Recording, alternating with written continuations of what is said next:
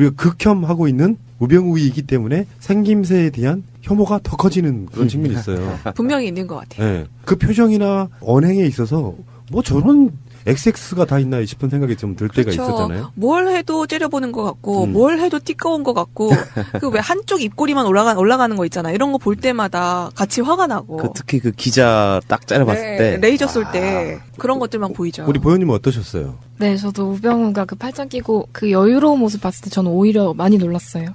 그 전에 기자를 째려볼 때 그 눈빛이랑 너무 온화한 후배들을 대하는 그 완전 다 녹여주는 그 눈빛이 더 소름 끼쳤던 네, 그런 기억이 있어요. 자, 그 우병우입니다. 왜 그런 짓을 했는가, 하고 있는가 분석을 한번 해보려고 하는데, 일단 우병우의 양력이랄까 이력을 먼저 소개를 해드려야 그 사람이 왜 저렇게 됐을까를 이해할 수 있을 거 아니에요. 우병우는 67년생이에요. 올해가 지금 2016년이잖아요. 네. 그러니까 우리나라 나이로 50살이 정확하게 된 겁니다. 만 49세.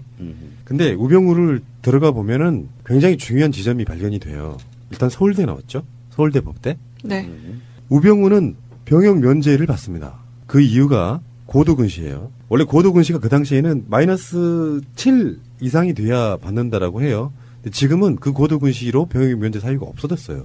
병역 면제하는 항목에 고도근시가 없다는 얘기예요. 바로 전에 했던 황교안 씨의 두드러기도 마찬가지잖아요. 네.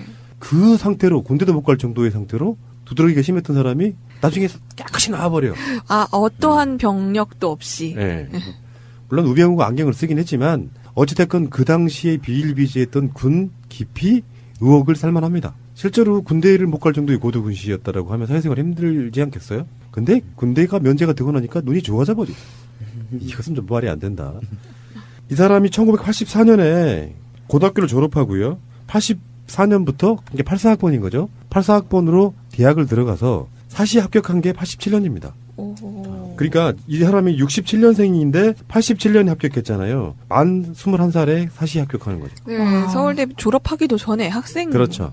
신분으로 합격을 했네요. 그렇다 보니까 우병우의 대체적으로 그 사법연수원 동기들이 대부분 나이가 많은 경우는 10살 이상 차이가 나기도 해요. 그렇겠네요. 아마 지금은 그런 친구들이 주위에 많이 없을지 모르겠는데 우리 학교 다닐 때만 해도 학교에서 공부 꽤 잘하는 애들이 서울대를 가고 의대를 가고 법대를 가고 그랬단 말이에요. 걔네들이 이제 사회를 이루는 근간에 있어서의 주류가 되는 거예요. 네. 서울대 법대를 들어가면서 그중에서도 꽤 공부를 잘했던 모양이죠. 그렇다 보니까 우병우가 갖는 일종의 엘리트 의식이 거기서 생기는 거예요. 그래서 우병우는 출세 가도를 달려와요. 87년에 29회 사법고시 합격했고요. 그 다음에 이제 사법연수원 거쳐서 서울지방검찰청 검사, 그러면 대구, 창원, 수원 지검들을 돌아다닙니다. 원래 검사들은 파견직으로 네. 지방을 막 돌아다녀요. 그건 의무적으로 하게 돼 있어. 네. 그리고 나서 이제 본격적으로 중앙무대에 올라서는 게 99년.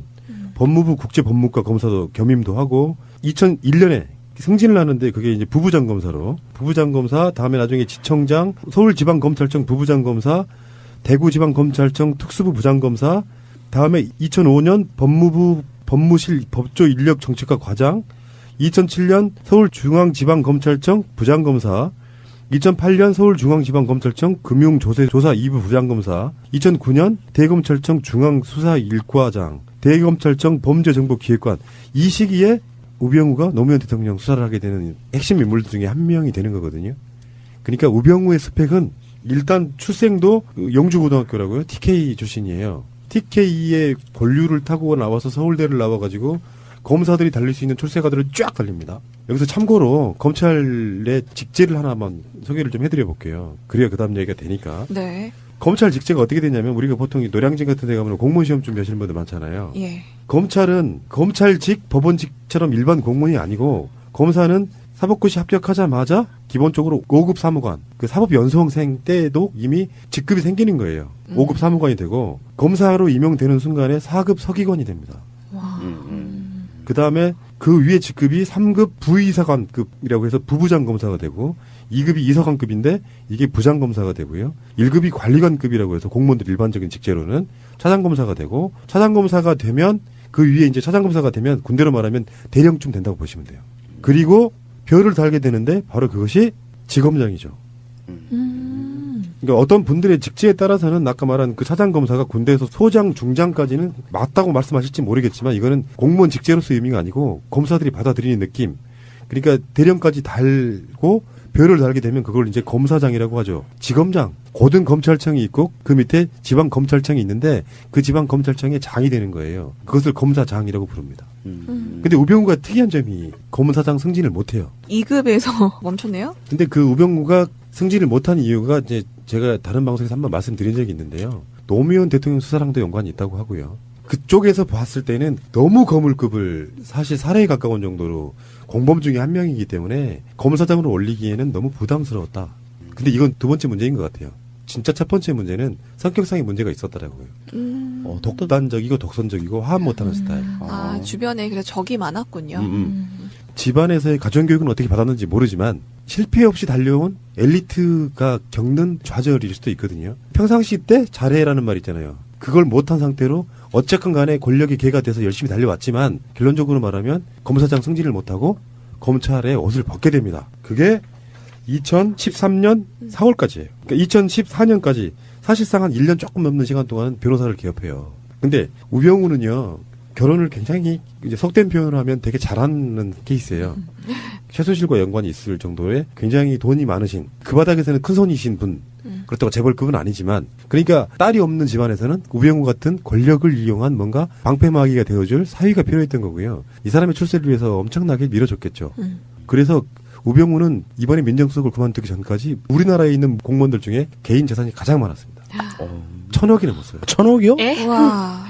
박근혜 씨 신고 재산이 30억이 안 됩니다. 물론 등록만 이렇게 된 거죠. 우병우에 대해서는 일반적인 평판이 뇌물은 받지 않았을 것이고 그런 소문도 없다.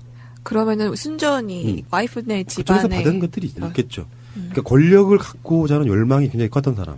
아니 검사 월급 하나도 한 푼도 안 쓰고 모아도 이거 안 되잖아요. 뭐 증여, 양도 뭐 등등 여러 가지가 있을 수 있어요. 네. 그러니까 우병우가 갖고 있는 생각에는 진짜로 권력을 쥐고 싶었던 권력 지향적인 느낌이 너무 강한 인물형이에요. 돈은 충분히 있다. 뭐 돈 그까이 거 뭐. 그런데 자기는 높은 자리에 올라가고 권력을 쥐고 하는 그 열망이 되게 강했을 것 같은 사람이라고 저는 보여요.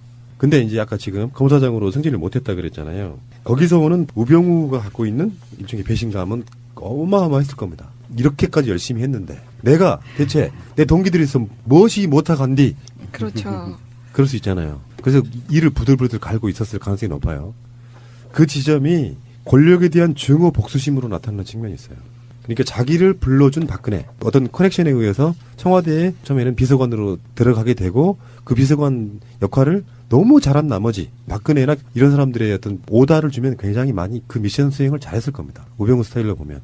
그러면서 바로 굉장히 어린 나이에 50이 안 된 나이에 청와대 수석비서관 민정수석이 되는 자리까지 올라가거든요. 그러니까 한 1년 좀 넘는 정도의 변호사 생활이 좌절은 있었지만 그 나름대로 생각해보니 지검장, 고검장 같은 검사장을 하면 뭐해. 그 모든 것들을 관할하는 민정수석인데.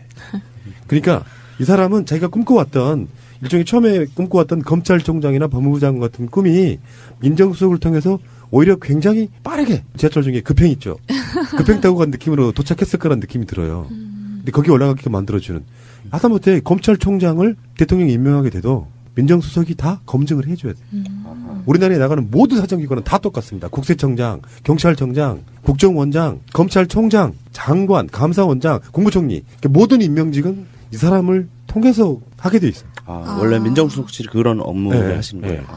그렇군요. 이 사람이 모든 걸 관리하고 있을 수 있겠네요. 근데 이제 그게 지금은 박근혜가 이렇게 만들어버린 측면이 있어요. 노무현 정부 때까지만 해도 그런 식의 권력을 몰아주지 않았어요. 그 당시에 유명한 민정수석 중에 한 분이 문재인이었잖아요. 그렇죠. 네. 인사풀이라는 걸 미리 만들어 놓고 무슨 장관이나 이런 자리가 결혼이 생기면 그 자리에 적합한 사람들을 모아놓고 청와대 수석들이 이런 사람들이 한꺼번에 같이 이렇게 토론하면서 낙점할 수 있는 시스템을 만들어 놨었단 말이에요. 인사검증위원회가 열려서 그렇죠. 민정수석의 어떤 독단으로 결정할 수 없는 시스템을 다시 박근혜나 이명박 정부가 망가뜨려 놓은. 이명박 때도 그런 시스템은 망가진 거죠. 이미. 그렇죠. 그때도 망가져봤죠.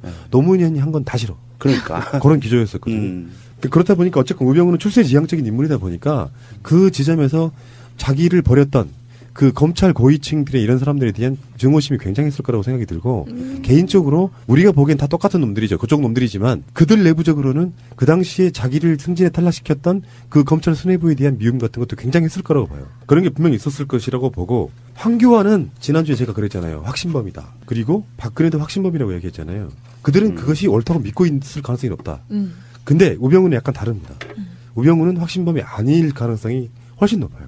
우병우과는 어떤 거냐면은 전형적으로 우병우의 뇌를 구조를 분석을 해보면 얘는 법을 잘 지키는 애예요. 근데 법이라는 게 준법. 우리 국민들한테 준법 요구하면서 시위도 평화적으로 하는 거잖아요. 그들이 말하는 법은 일반 도로교통법이고요. 우리가 말하는 법은 헌법이잖아요. 네. 헌법에서 상위 개념임에 불구하고 얘는 법을 잘 지킬 가능성이 높다는 말은 사실은 비꼬는 말이죠. 무슨 말이냐면 법에는 수도 없이 많은 사각지대가 있고 빠져나갈 수 있는 방법이 있어서 현행 법에 걸리지 않을 만큼의 공간들을 너무나 잘 알고 있다는 뜻이에요. 그렇죠. 더군다나 또 검사를 했으니 얼마나 많이 네. 알겠어요? 그러니까 얘는 자기가 법을 굉장히 잘 지키고 있다라고 하는 생각 속에 잘 지킨다는 것보다 확신범이 아니라는 건 뭐냐면 아까 말하는 것처럼 확신범인 애들은 위법을 하면서도 그게 맞다고 생각하는 애들이 확신범이고 네. 얘는 위법이 뭔지를 알아요. 그러니까 위법은 안 해. 근데 위법과 준법 사이에 하나가 더 있죠. 편법주의자의 일 가능성이 높아요. 근데 그것을 어떻게 생각하냐면 나는 법을 어기지 않았다고 생각할 수 있단 말이에요. 그 청문회에서 이렇게 메모하는 걸 봤어요. 보통 그 청문회 나온 증인들이 메모를 안 합니다. 관례적으로. 메모를 하지 말라는 법은 없지만 통상적으로는 준비를 다 해와서 그 사람들이 말하는 걸 즉흥적으로 답하는 게 청문회 일반적인 현상이었는데요. 우병우는 메모를 하니까 야당 의원이 메모 못하게 하라. 그러니까 위원장이 메모를 하지 말라는 법은 없기 때문에 하긴 내버려 두자 이렇게 그 약간 잠깐의 실갱이가 있었거든요. 근데 그거를 우리가 보면은 메모를 왜 하겠습니까? 자기가 한 말을 적고요. 여기서 실수하지 않으려는 굉장한 몸부림 같은 거를 보여줘요. 단어 선택 하나하나에 신중을 기하는 거군요. 그럼에도 불구하고 뭐 자기가 최순실과 알았을 거라는 증거들이 나오니까 당황하는 것도 눈에 보이고요. 그러니까 우병우는 일단 저 개인적으로 그래요. 다른 방송에서 그런 표현을 썼는데 세상에 정말 사이코적인 악마가 아니고는 일개 개인은 다 겁먹게 돼 있습니다. 그 우병우 난 눈빛에서 싸가지 없다 이런 게 아니라 떨고 있는 사슴을 한 마리를 봤어요. 그래요? 네. 그러니까 우리가 봤을 때는 지극히 편향적으로 저 사람을 봤을 때 악마적이고 권력을 가진 자이기 때문에 굉장히 뭔가 나보다 위에 있는 사람으로서 이렇게 내려다보는 느낌으로 보니까 그게 악마로 보이는 거라고 생각하거든요. 근데 제가 봤을 때는 아니야. 어떤 느낌이냐면은 법을 피해가면서 내가 감옥을 살지 않게 하기 위한 그 나름대로의 그 사투가 벌어지고 있는데 아까 말한 얘는 엘리트에다가 특권의식이 있는 애잖아요. 그러니까 애들이 나한테 물어보는 질문에 대해서 잘못 대답하면 굉장히 난감해지거나 뭐 감옥살이를 할 수도 있다는 그 조바심들이 얼굴을 경직되게 만드는 거예요. 근데 아까 말한 그 생김새가 그 경직된 것이 싸가지 없게 보이게 하는 어떤 휴광 효과가 있는 거지.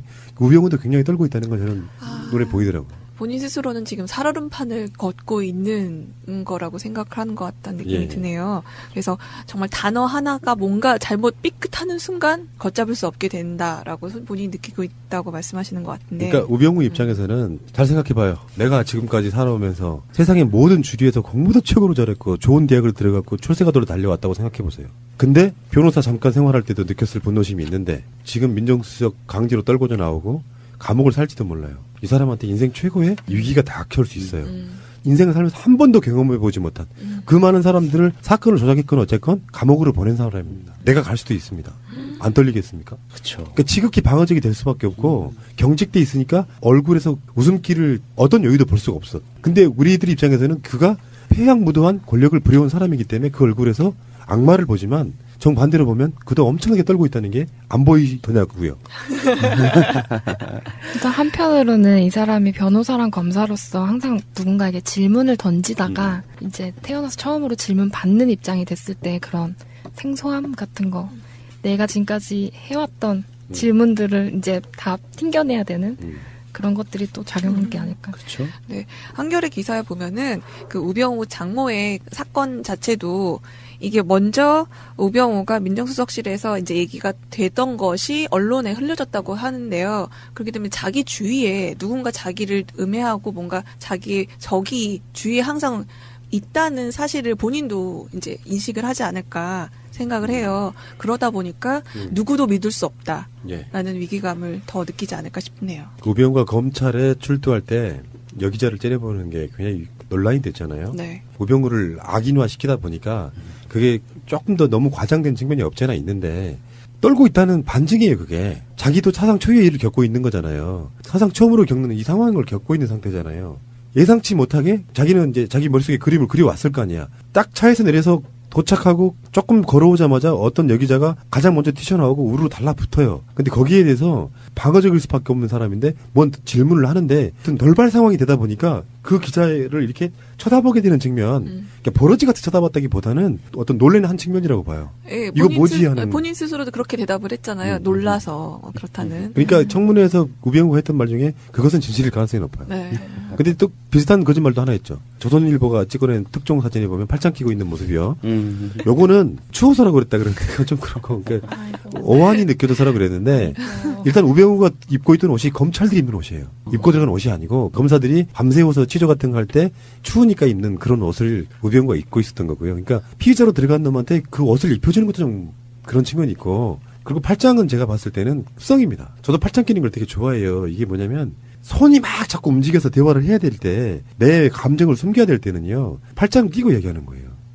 그러니까 연설할 때 열변을 토할 때는 팔을 막 흔들고 막 그렇지 본능적으로 자기도 모르게. 네. 근데 굉장히 냉철함을 유지해야 될 때는 팔짱 끼고 하는 게 일반적입니다. 그 습관이 그 사진으로 저는 보였다고 생각이 들고 그럴 수도 있겠네요. 그것들이 이제 교묘하게 전국 상황과 맞물리면서 검찰들 앞에서 지금 훈시하는 것 같은 느낌을 줬기 때문이지만 그거는 추워서는 분명히 아니라는 말씀 드리고 싶어요. 항상 그렇게 했을 거라고 생각이 들어요. 검찰청 낭방이 잘 안 되나요?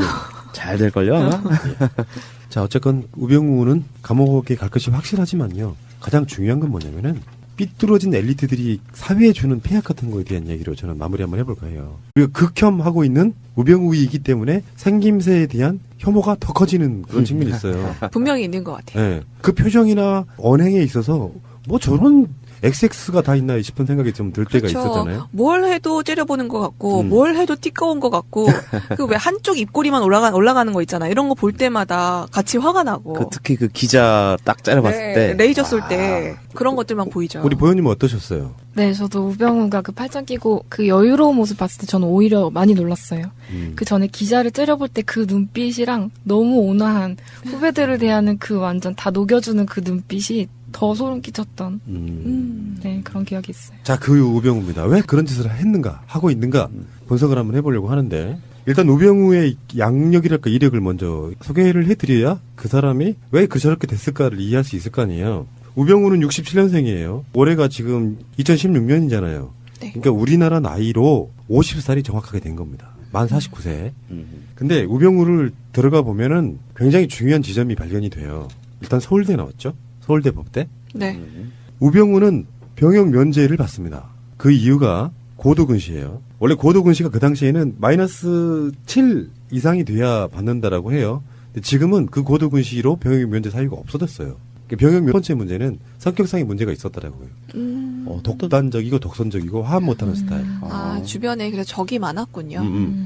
집안에서의 가정교육은 어떻게 받았는지 모르지만 실패 없이 달려온 엘리트가 겪는 좌절일 수도 있거든요. 평상시 때 잘해라는 말 있잖아요. 그걸 못한 상태로 어쨌건 간에 권력이 개가 돼서 열심히 달려왔지만 결론적으로 말하면 검사장 승진을 못하고 검찰의 옷을 벗게 됩니다. 그게 2013년 4월까지예요. 그러니까 2014년까지 사실상 한 1년 조금 넘는 시간 동안 변호사를 개업해요. 근데 우병우는요. 결혼을 굉장히 이제 속된 표현을 하면 되게 잘하는 케이스예요.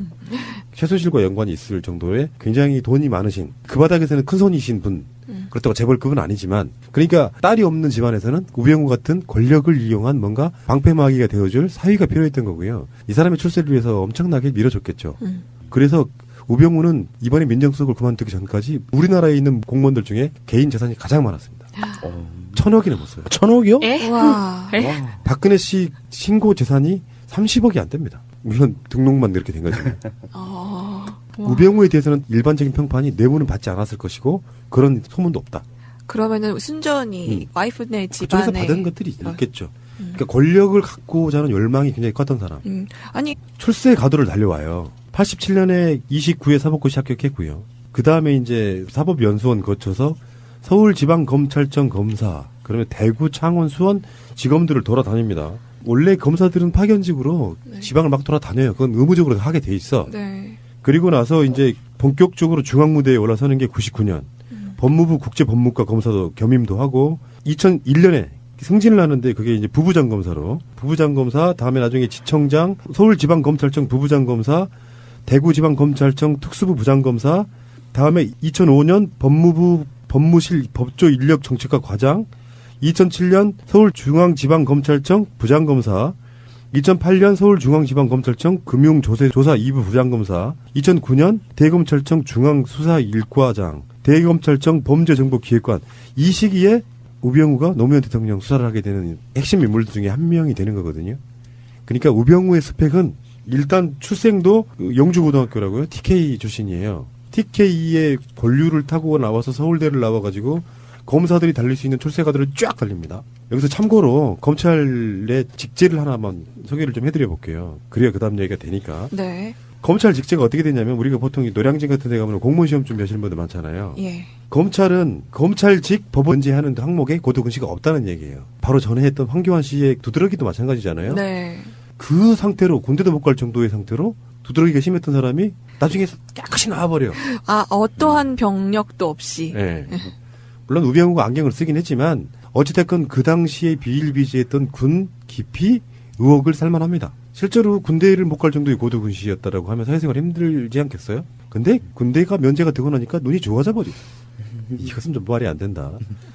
이 사람이 1984년에 고등학교를 졸업하고요. 84년부터 이게 84학번인 거죠. 84학번으로 대학을 들어가서 사시 합격한 게 87년입니다. 오. 그러니까 이 사람이 67년생인데 87년에 합격했잖아요. 만 21살에 사시 합격하는 거죠. 네, 와. 서울대 졸업하기도 전에 학생 그렇죠. 신분으로 합격을 했네요.